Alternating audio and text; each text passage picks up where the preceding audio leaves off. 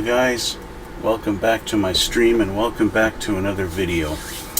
I have to apologize right away. It seems like my microphone is not really picking up my voice today, and I'm not sure why. Which is why I've got no music in the background, and you're going to hear the planes taking off. It's picking those up fine. Of course, for YouTube, you guys watching me on YouTube, you're not going to hear much difference, because at least when I'm doing the videos on there, I can crank the volume on it and amplify it, and so you can hear me. But for you guys watching me live, I probably am sounding really quiet, and I've tried every setting on this stupid thing and it doesn't want to be fixed, and I don't know why. Because just yesterday it was fine. I didn't even restart my computer or anything like that. But yet here we are. So anyway, welcome back. Thank you again for watching. We are starting a new build today. I'm not sure if we're actually going to get into actually assembling anything yet, but we're going to open up this box here. It is this guy right here, the Tiger 1 German tank, 1/35th scale by Tamiya. This one is the mid-production version, and that's what we got right here. Okay, so I have taken the plastic off the box, but I have not really gone into this thing yet, so this is basically an unboxing video, and I'm going to go through this and see what we are in for on this guy. Yeah, so let's get into it, shall we?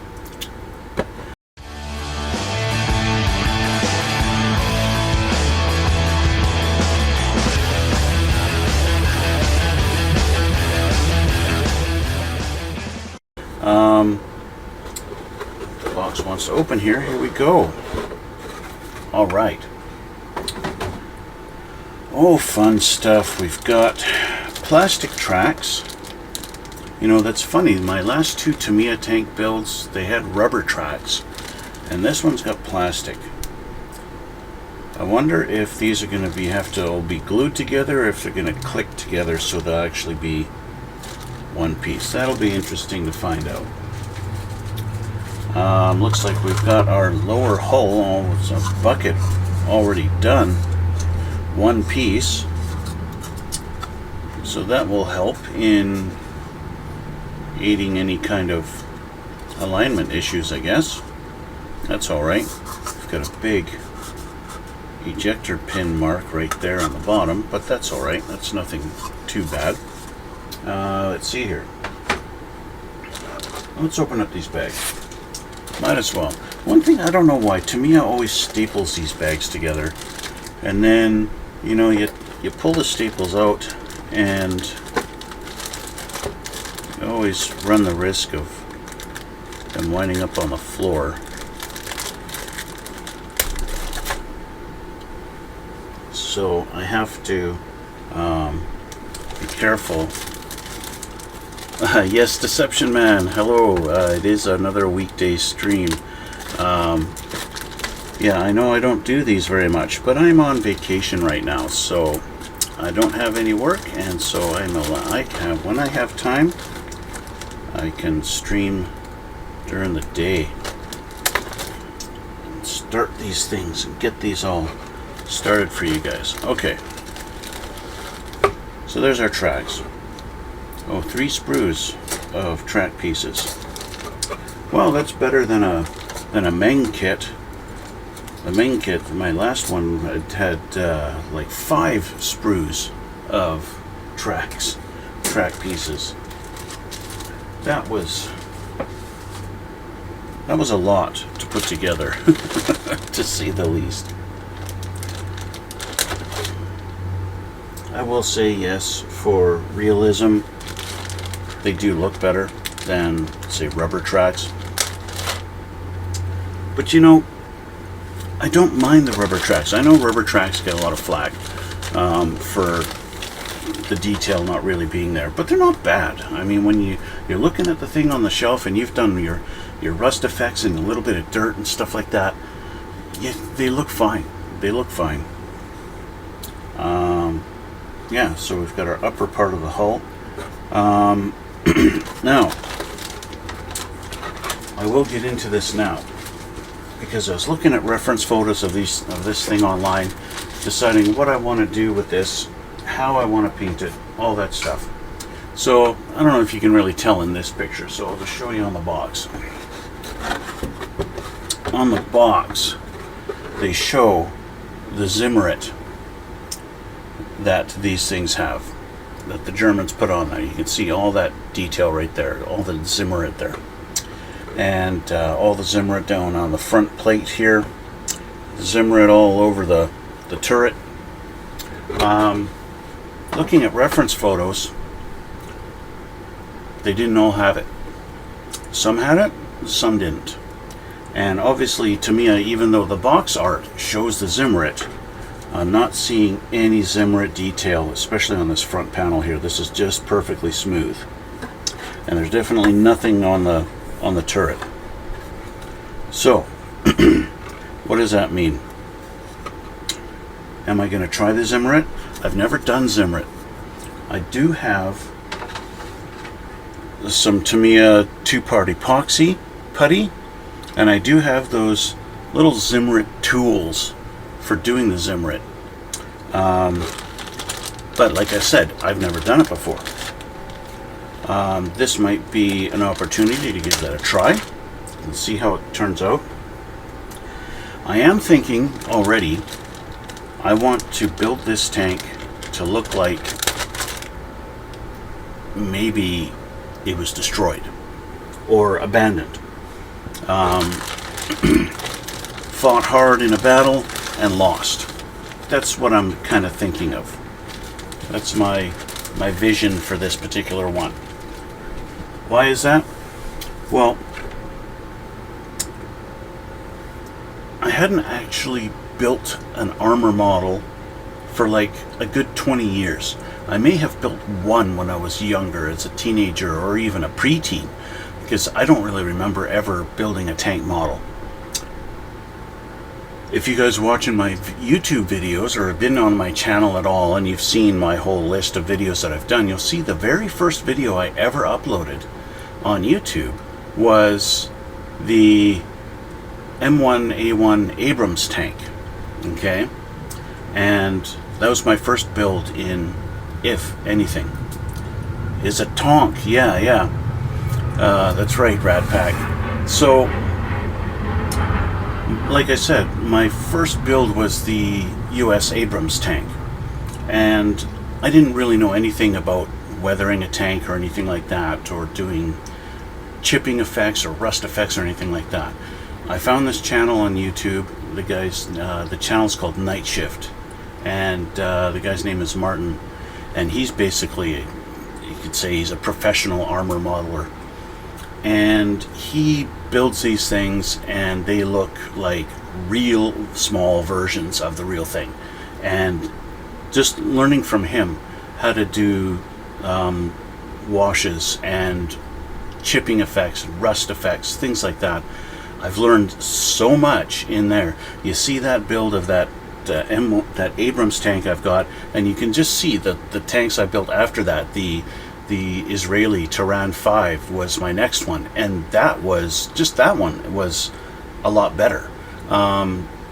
Doing the rust and dust effects on the tracks alone was night and day difference. Just learning from him, and just watching his videos and the stuff that he does. And so this is going to be a good opportunity if I build this thing to look like it's been in a battle and kind of been blown apart a little bit. Maybe not apart, but you know what I mean. It's going to give me a chance to really practice on doing those rusting, chipping effects and stuff like that. And so that's what I'm kind of going for. I looked at a bunch of pictures. Of course, it's hard to find pictures of these old World War II tanks that are not black and white. But you get a good idea of, when the shell impacts that, 2-inch thick armor or more, what it does as it leaves a hole, or a partial hole and stuff like that. And yeah, the fenders on the things being all kind of bent out, say, like you see the fenders that come down over top of the tracks. Those things are like thin steel, and those things get bent all out of shape and everything. And that's kind of what I want to do, right? Anyway, so we got 2 sprues of wheels. Those are always fun to put together. A lot more fun than track pieces, I will say. Tracks are a drudgery to me. It's one of the few things. You know, I've had somebody comment, oh, you seem to complain a lot about your modeling. It's like, well, you know what? In every model build, there is some aspect of it that you don't really enjoy. For me, it's assembling track pieces. For some people, it's putting decals on. For others, it's fine detail painting. Everybody has their own little thing that they don't like. They just kind of drudge through it to get to the parts that they do like of building a model, right? Everybody's different. And so different people like different aspects of the hobby. You know, some people, they just want to get through the build as quick as possible because they really love painting them. Other guys, they really love the building part and not really so much the painting, right?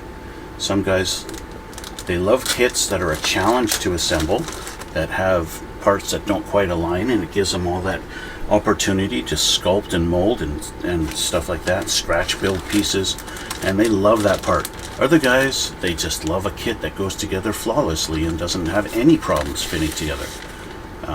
There's a little tiny bit of decals that come with this. Not too much. Of course, tanks don't have a lot of decals anyway. So, we've got our last sprue.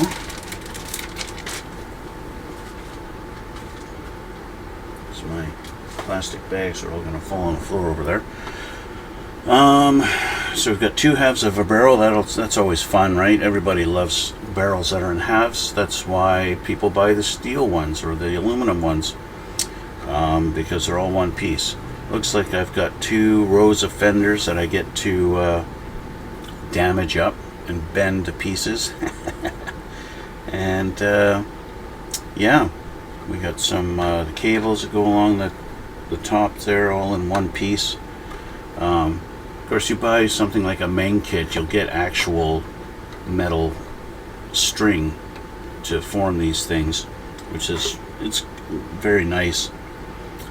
It's just extra step. There's our exhaust cans, if you want to call them, the mufflers. Yeah, okay, so that's that. We've got our tech tips on how to build a model, and we've got instructions and garbage at the bottom of the box. And that's it. All I pretty much want from a tank is parts that align pretty good and a rubber belt. I hate putting together the links. I'm sure the belt you build will look better, but I'd rather want to keep my hair. I agree. Like, I don't know if you were here when I first started, when I first opened this up. Here's our tracks. These are the kind of things that I just sit and kind of put together while watching TV, and kind of do it over the course of a couple of days. Just watching TV in my spare time after work. That's what I do with these. And it was the Terminator tank.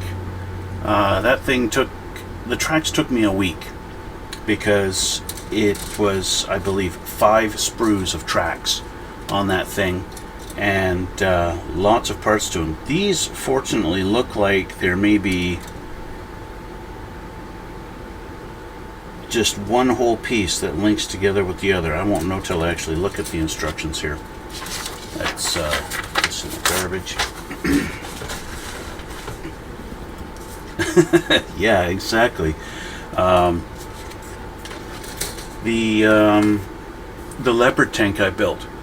So each track, the Leopard tracks, you have your flat part here, but then you've got locator pins that keep the track aligned because those wheels are so staggered, right? Well, not staggered, but you've got one wheel and then you've got 2 behind it, and then 1 and then 2 and 1, like that. And so it's got 2 locator pins that stick up to keep it aligned with all those wheels. And so you had to put those on, put each one, and then you had to make sure they're straight up and down and everything like that. And those took a long time. Yeah. Okay, oh, we got a flip out instruction book here. Let's see. Oh, Tamiya was nice enough to give us an alignment guide for the tracks. And all we do is just go dunk, dunk, dunk, dunk. They want to use 100 links for each track. And we're going to be gluing the track links and allow it to cure before, so that and fit the wheels to them while they are flexible. That's the little instructions here. Install the tracks to the wheels before the cement is completely set. So what they want you to do is kind of glue them together, and then before the glue is fully cured, wrap them around the wheels. So I'm not really going to do that because this tank is going to be kind of blown apart. I might actually do a track. Let's see. So best would be to do the bottom of the track, then put it around the wheels before you glue the wheels on. Well,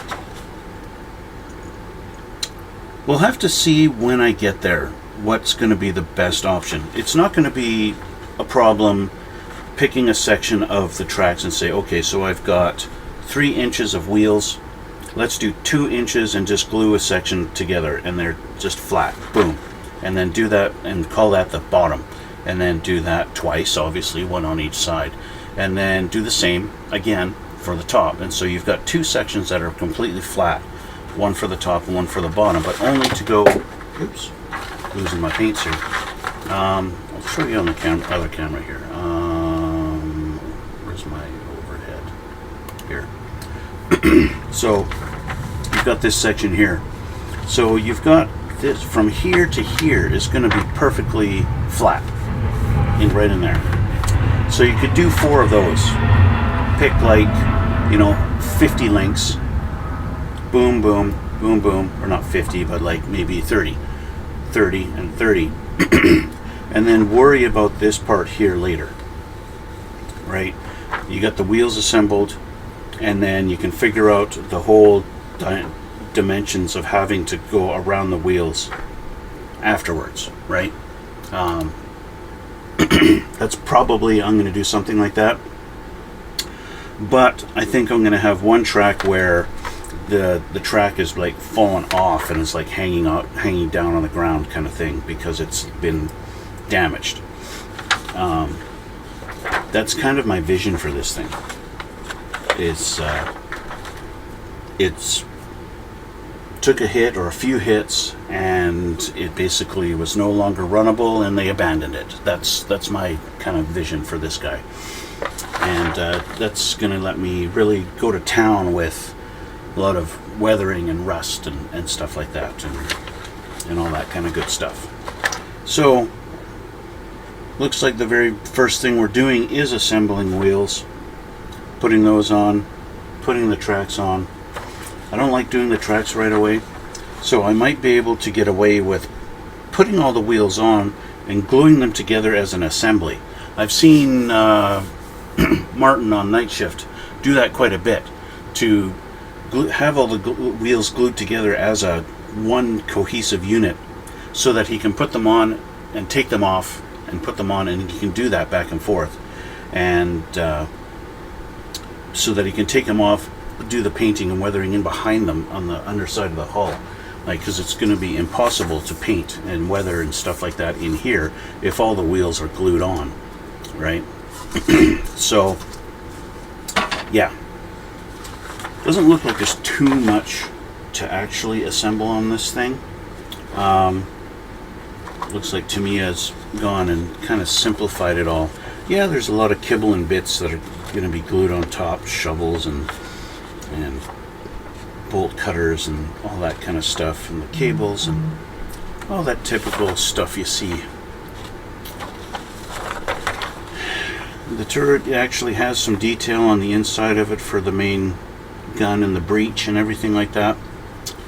That's kind of neat, especially if I decide to have the turret blown open for whatever reason. I don't think so. There's not a lot of interior details, so I probably won't do that.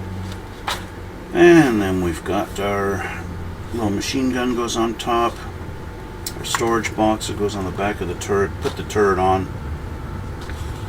and paint it. So we've got, it looks like a couple of options for color schemes. We got tank number 2 in Russia, autumn of 1944, and tank number 131 in Normandy of July 1944. Same year.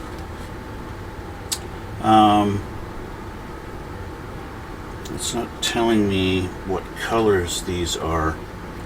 Oh yes, we are. XF60, 61. What are those?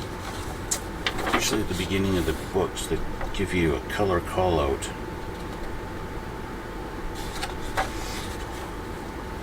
Okay. 60 and 61. They don't show. TS3. TS3 is dark yellow. TS2 is dark green.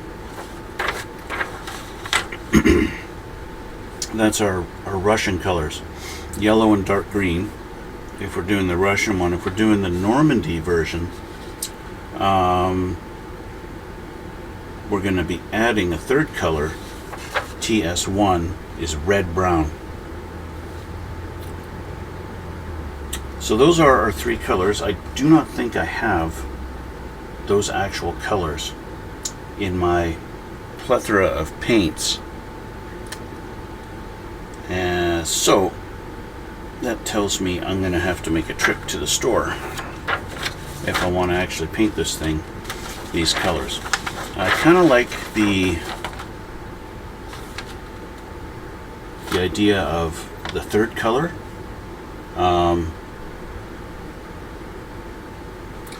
What's kind of funny, they don't show me an overhead view of the Normandy tank, only the Russian one.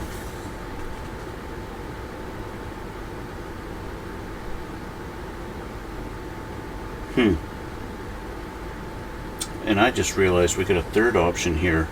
This is tank 301 in Russia, December 1943, which we've got TS3, which was the dark green, and then XF2.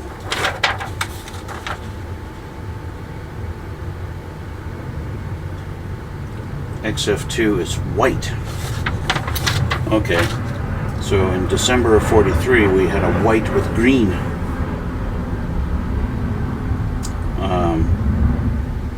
I guess that's the winter version. That's interesting. So I'm not sure which one I'm going to do actually, because they don't show me how the top of the turret will look for the Normandy one. So I might have to try and find some reference pictures online to see if I am going to do this one to really change it up. Using the 3 colors is kind of fun. You get that little variation and it's different, and it's kind of nice if you're painting your camouflage and you get one color, then you get a little bit of overspray on it and you don't get the nice hard line or something like that you're looking for, but you've got a third color coming, then you can kind of cover that up and cover up your mistakes with your other color, and that's kind of a nice little thing. Yeah. Okay, so with all that rambling done, we can start a little bit of the assembly. Just pull this over. Don't need tracks right now, but I do need my lower hull, and I need some axles. So here's the lower hull, and I need stuff off of the B tree. Is this B? Yeah, so the wheels are B. And what I like to do is on the sprue itself, they have the letter highlighted. I like to draw it in a nice contrasting color, and I do it on both sides, just so that when it's sitting over here out of my reach, I can easily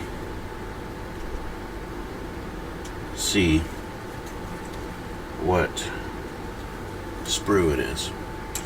Okay, I also need C5. Now with these only being a few different sprues, see, this is A,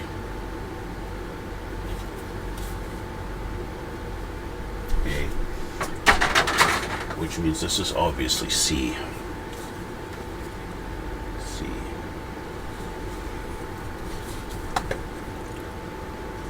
Oops, I just write a B on there. Oops.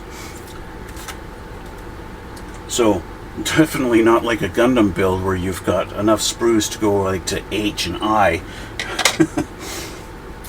So, we need our back panel, C5. You guys might notice I'm not using my God hand nippers because, well, I don't need to on this. Okay, so we need a bunch of B15s, which I'm going to assume are these, all these guys here.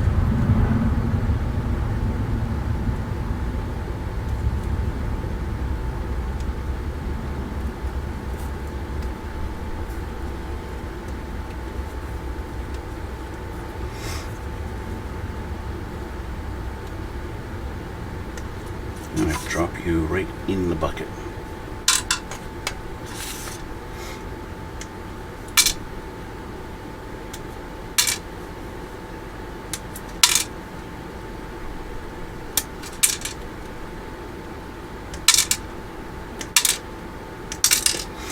Okay.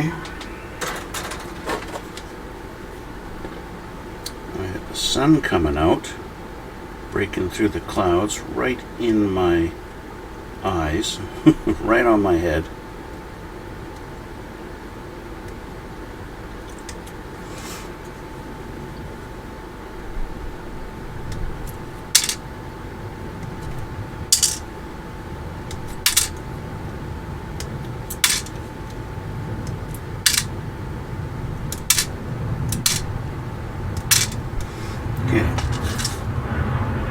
Now we need B9, so also off this same tree we need B9, which is a front kind of gearbox.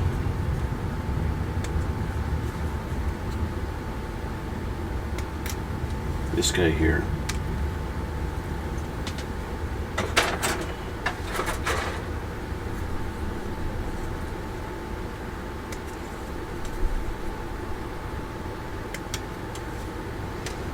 Okay, we also need B25, which is going to go in the rear part. B25. This little axle right here.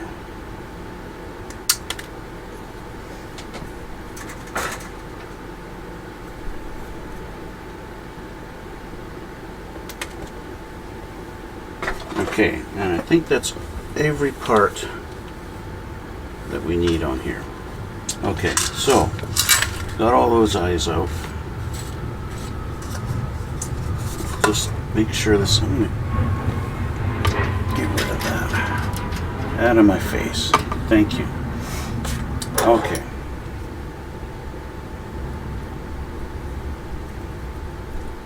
So, like I said, you know, nub marks on this is going to be a non-issue, unlike a Gundam kit. But you still need to clean them up in a sense to make sure it's going to fit together, right? Okay, so this goes on the back here.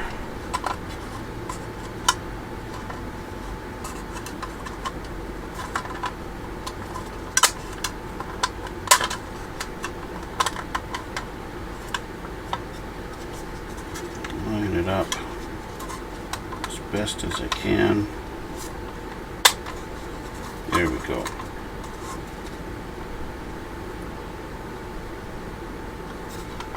This is where cleaning up the nub mark is important so it doesn't interfere with the fit. I'm going to change the camera so you guys can get a little bit better idea of what I'm doing rather than just staring at my face.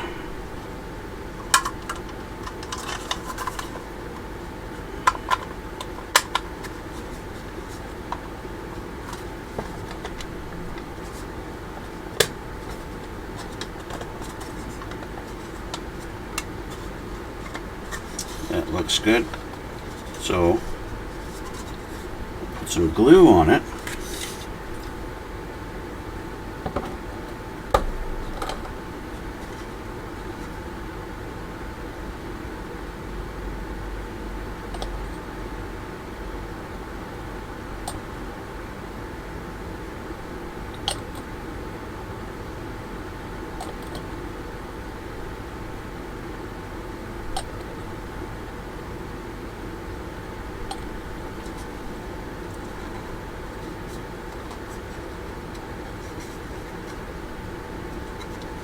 There we go. All right. So working our way along the bottom, this guy goes in here, but he goes in only one way. There's a little notch here.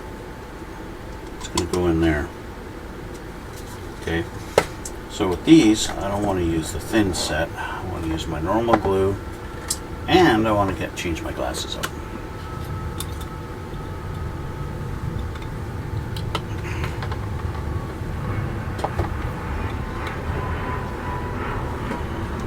Okay, so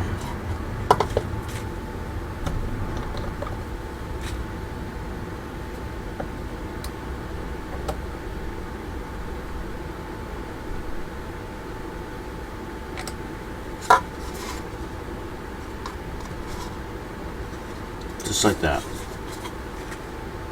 Now all of these ones, Tamiya is nice enough to put a little hole here and a little pin so that when you put these in, they're perfectly lined up and you don't have to worry about them not being seated properly. Now of course, if you're going to put this on some kind of a diorama and you want your wheels at different angles, then obviously you just shave these pins off and then you could adjust this whatever position you want it. That, however, is not what I'm doing. So, with some glue on the axle part and on the pin, it's going to sit just like that. And we're going to do that a whole bunch of times.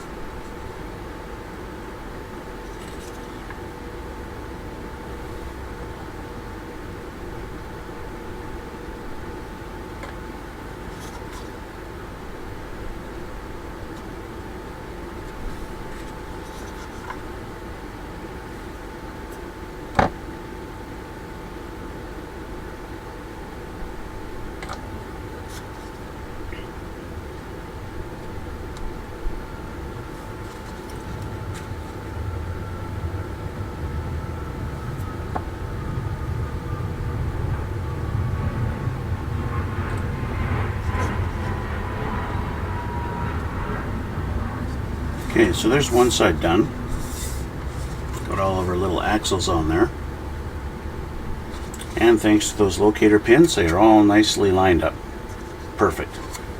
Last thing to do is put on our little gearbox. It's going to go in right there. So I'm just going to make sure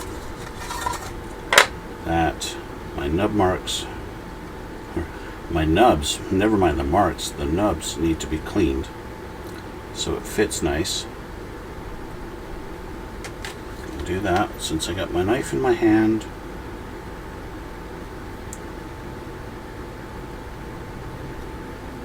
Do that for both. Okay. So just put a little bit of glue on this.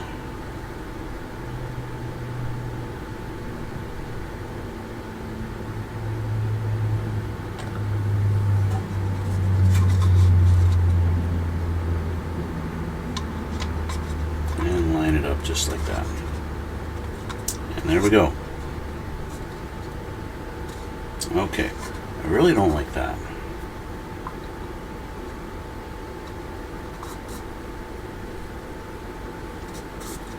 Okay, let's continue on the other side.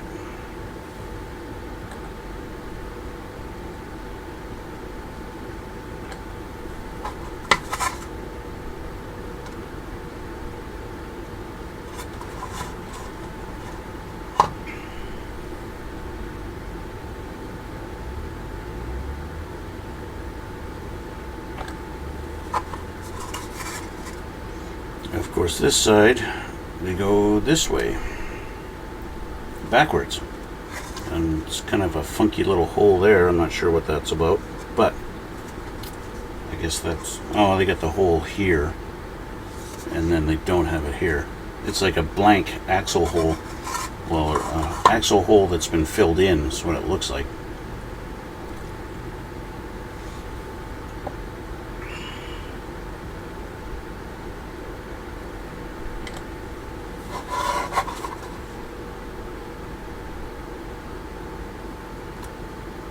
Go.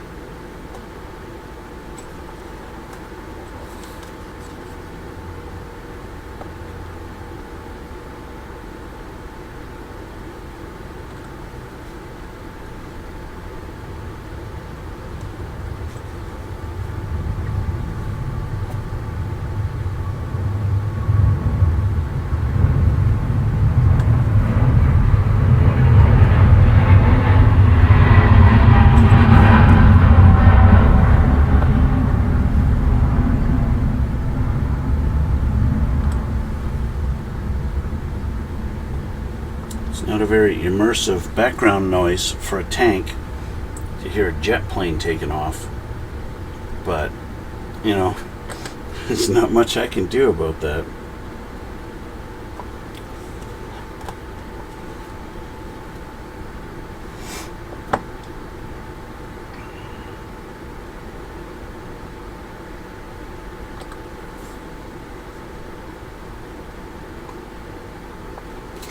And our second drive hub.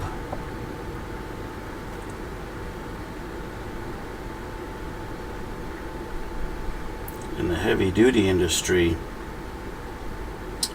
we would call this a drive unit.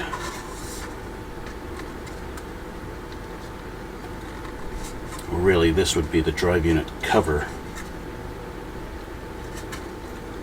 They don't even call it anything here. Oh, it's kind of a neat little thing. So on the instructions here, you see these shaded in parts along here and kind of on the back here. They've got a note here saying that the Zimmerit coating was applied to those shaded areas. So if you wanted, you could put the Zimmerit. They even have a very slight little line going all the way across here. That to give you a guideline of how far down the Zimmerit should be applied. It's just above these holes, right along here. It's a very faint little line, and they even have it on the back here. Very slight little line to give you a guide I don't know why they didn't just mold it. If they're gonna suggest that you do it, why not just mold it? So that's that part. So this can be set aside now to dry. Flip this over and we're going to get to the wheels. Okay. So the wheels, looks like they all come off of the B tree, and that's all there is. So I'm going to assemble this one and these for you, and then it's going to be it. I'm going to have to get going. So we want B4.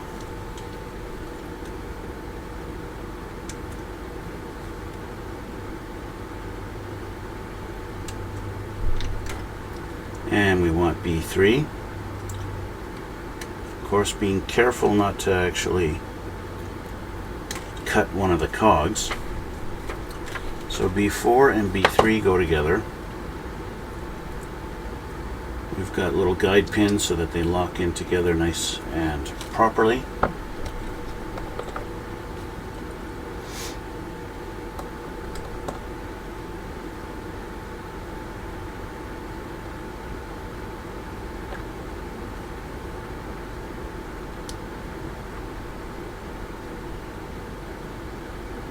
Just like that.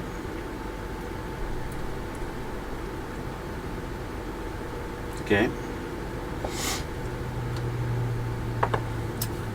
Then we need B1 and 2 and 26.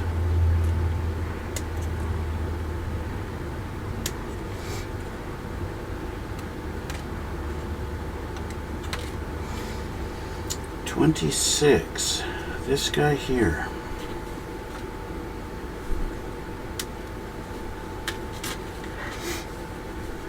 And 26 is going to go in between them. There is no guide to where this goes, how it sits in between them.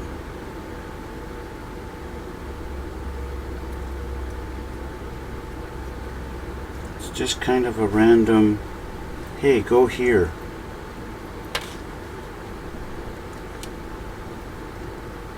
See, these go together like this.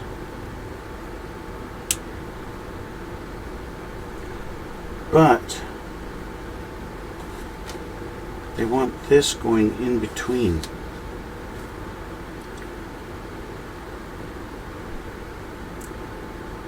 Does it actually go in there? Just like that. That is really weird. That is really weird. Why do they want that? I don't know. Okay. I'll take your word for it. A little bit of glue on the inside. And drop them in there.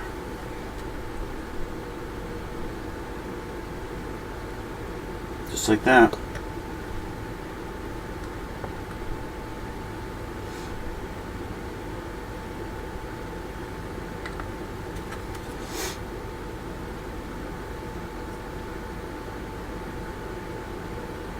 And then glue these together and realize I need to clean up my nubs here.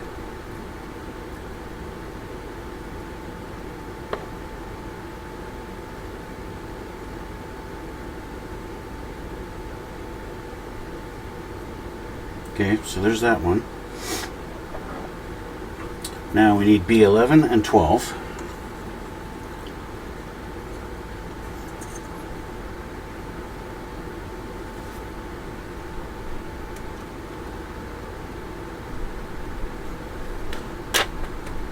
Where's 12? Here's 12.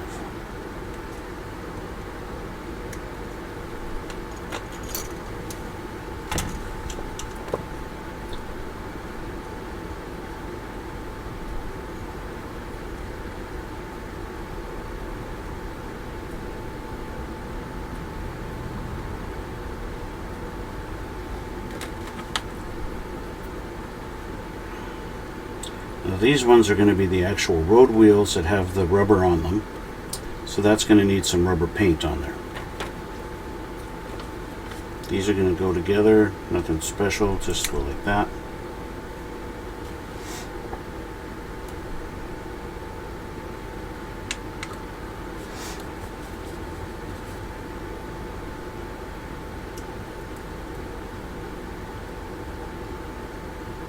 Just like so.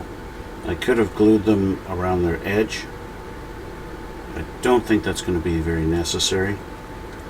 So there's those. And finally, we need B5 and B7.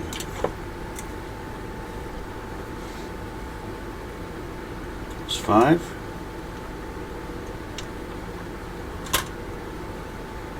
And 7.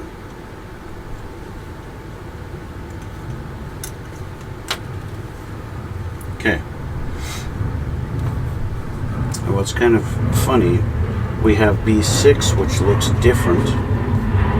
B6 looks the same as 5, but then we have B8, which looks different than this one. But they're not calling it out here. They've got B8 as its own wheel.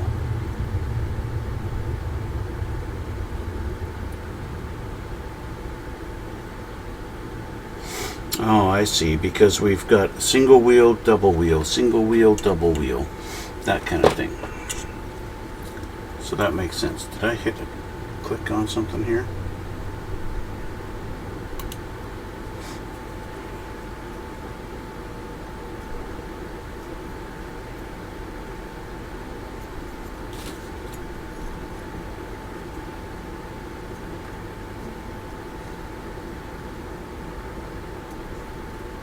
Okay, and same kind of deal, these go together, but these are spaced apart.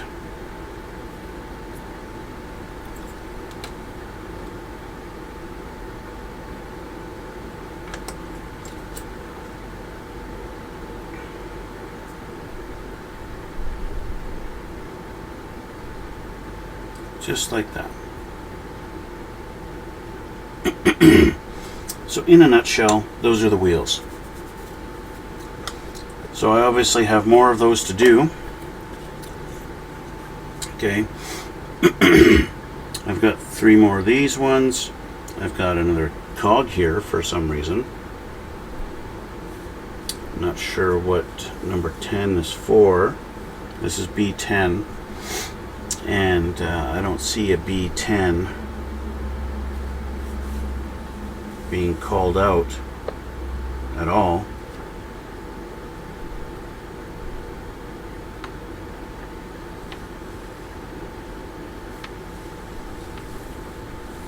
No.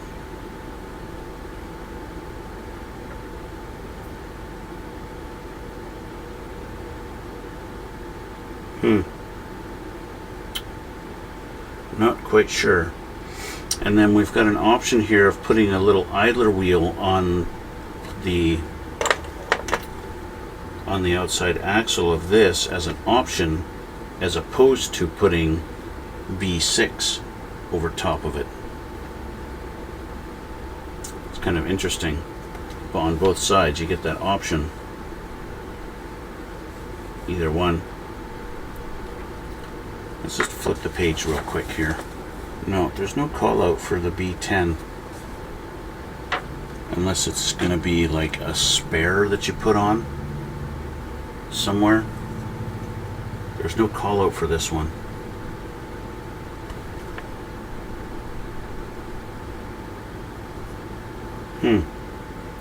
Interesting, because it does look a lot like B3. It's very similar.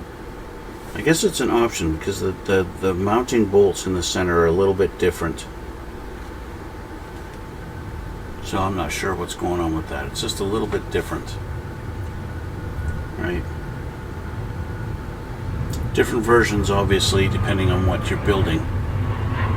And I don't know enough about these things to know the difference. So that's the way it is. So anyway, that's where I'm going to leave it here for today, guys.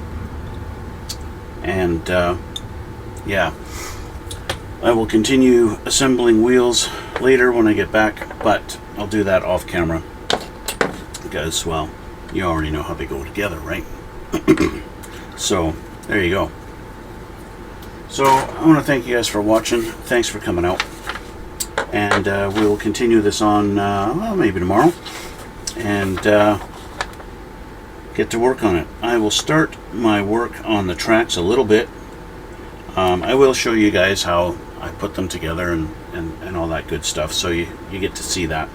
But I'm not going to bore you guys with watching me assemble 100 links together. That's pretty pointless, I think. And sorry, Nico. Sorry about all the fast forwarding on my last few videos. So you get to watch me in real time, and you get to hear all my stupid comments. Anyway, so if you haven't done it already, head all over to my YouTube and check out my YouTube channel. There's links on my Twitch down below there somewhere. And if you're watching on YouTube, you can head on over to my Twitch channel and follow me on there. And if you like my stuff, you can hit that like button. And if you haven't already, hit the subscribe. That really helps out. And yeah, so I'm going to leave it here for now. And yeah, that's about it. So thanks again for watching, guys. And we'll see you all in the next one.